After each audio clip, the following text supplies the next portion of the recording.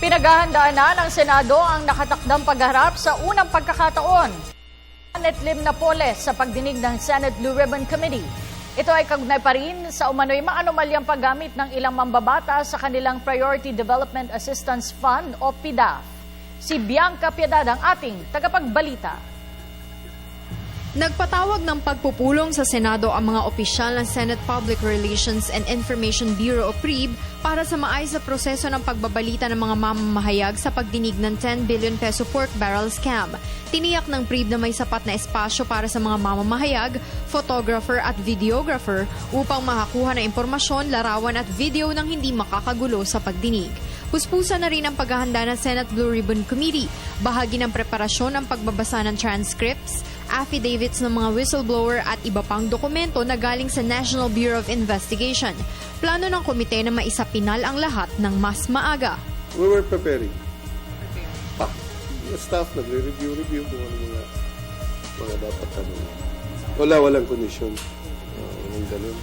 It will be either you tell us or you don't tell us the truth.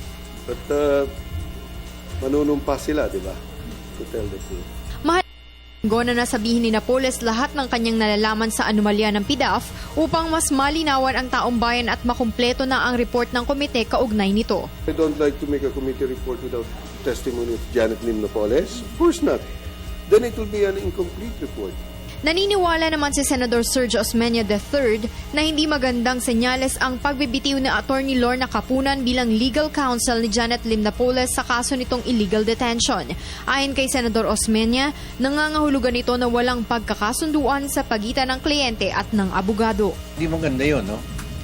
Pag inabandon ka ng abogado mo, that means you're not united on the strategy to be carried out. And that's probably also the reason that Attorney Lorna Capunan resigned. I would assume that there's some disagreement on strategy. Siniguro ni Osmeña na dadalo siya sa pagdinig sa November 7. Subalit hinala nito, hindi sasagutin ni Napoles ang kanyang mga katanungan dahil tiyak aniya na poproteksyonan nito ang kanyang sarili sa posibilidad na gamitin ang kanyang testimonya laban sa kanya. Para sa Telebisyon ng Bayan, Bianca Piedad.